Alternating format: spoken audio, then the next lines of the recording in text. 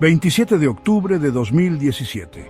En el importante periódico La República, del cual es fundador, Eugenio Scalfari, una autoridad indiscutible del pensamiento laico italiano, el pasado 9 de octubre volvió a hablar en los siguientes términos sobre lo que él ve como una revolución de este pontificado, en comentarios de Francisco que se derivan de sus frecuentes conversaciones con él.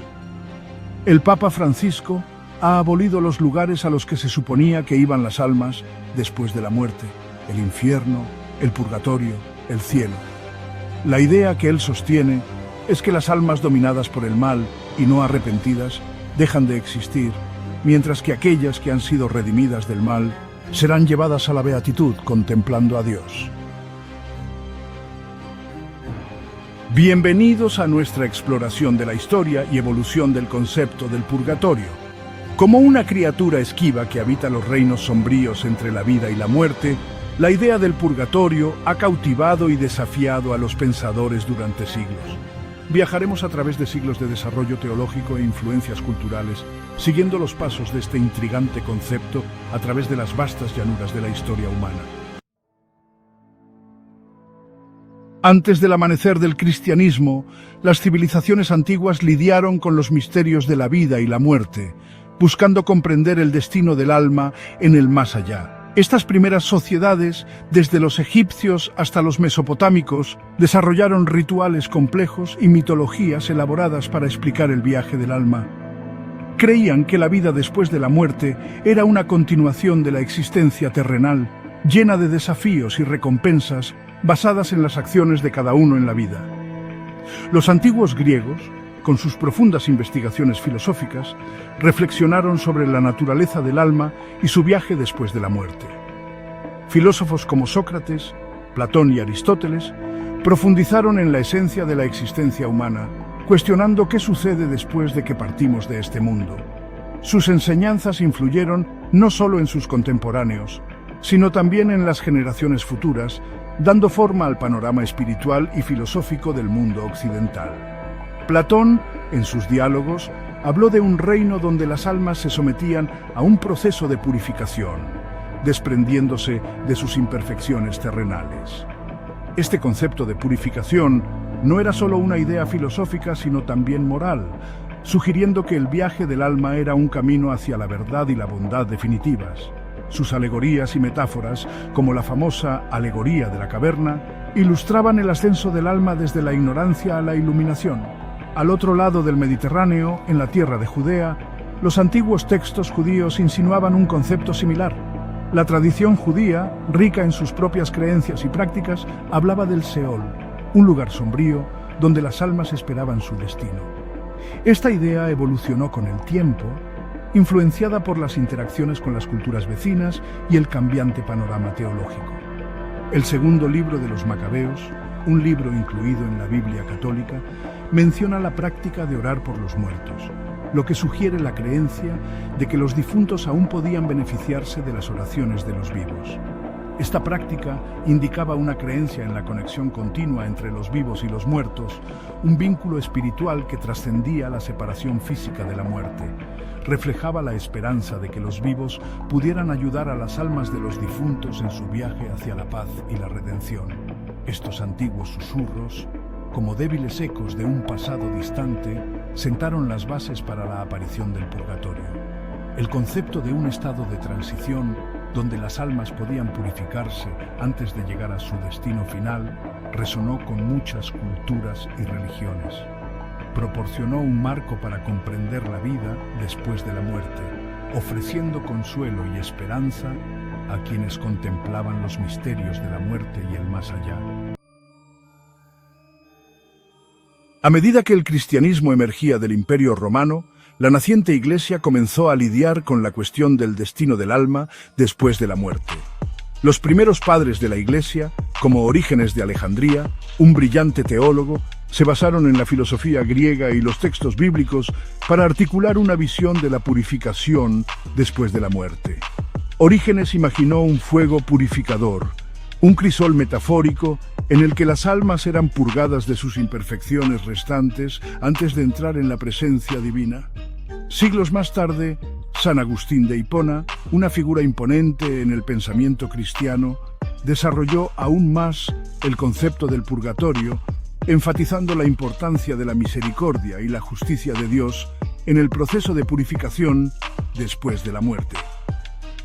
Estos primeros pensadores cristianos, como maestros tejedores, comenzaron a unir los hilos de la creencia que eventualmente formarían el tapiz del purgatorio.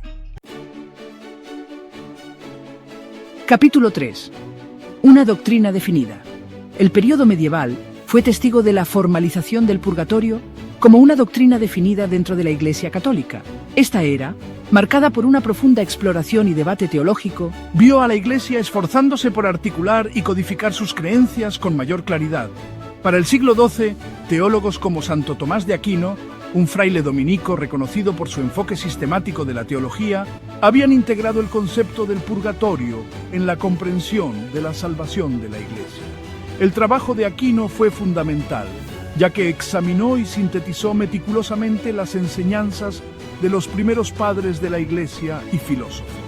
Aquino, basándose en las obras de pensadores anteriores, argumentó que el purgatorio era una etapa necesaria para aquellos que morían en la gracia de Dios, pero que aún requerían purificación de los pecados veniales.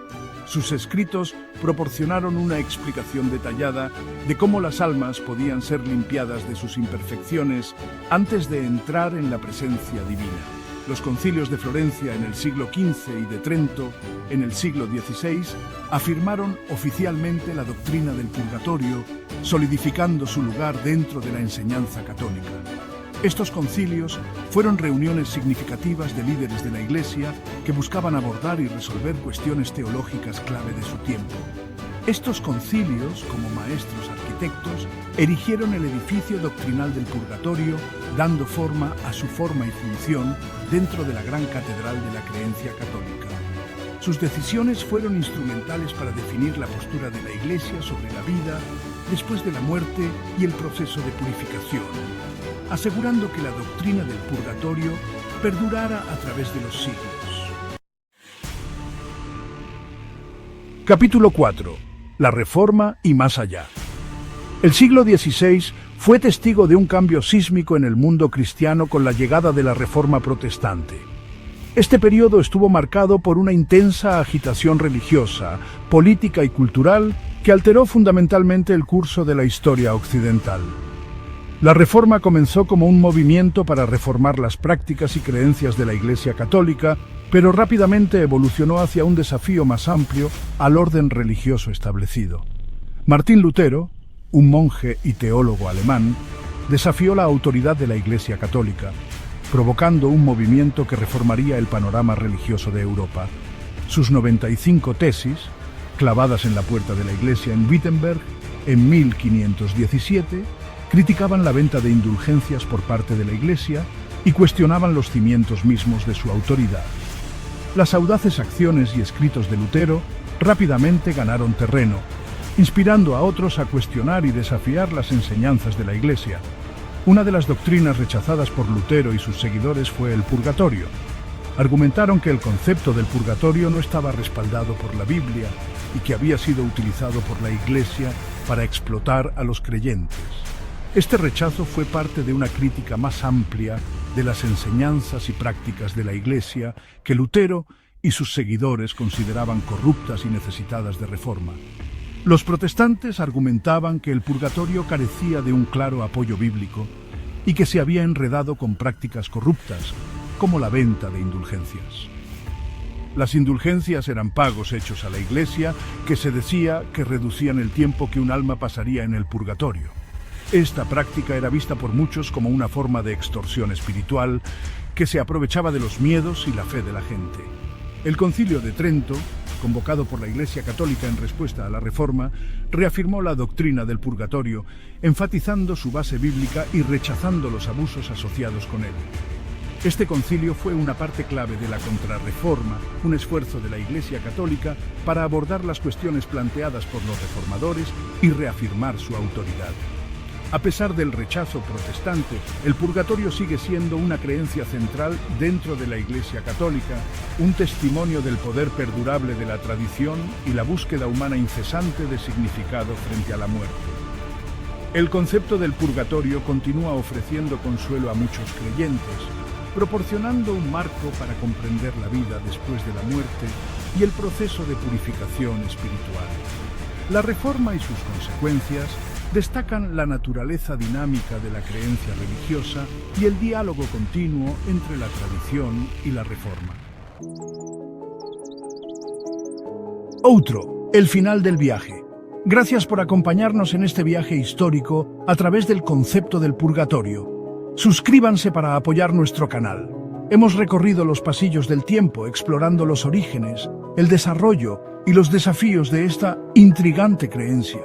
Desde los antiguos griegos hasta la Reforma protestante, la idea del purgatorio ha generado debate, inspirado arte y ofrecido consuelo a innumerables almas que buscan comprensión ante el misterio final de la vida.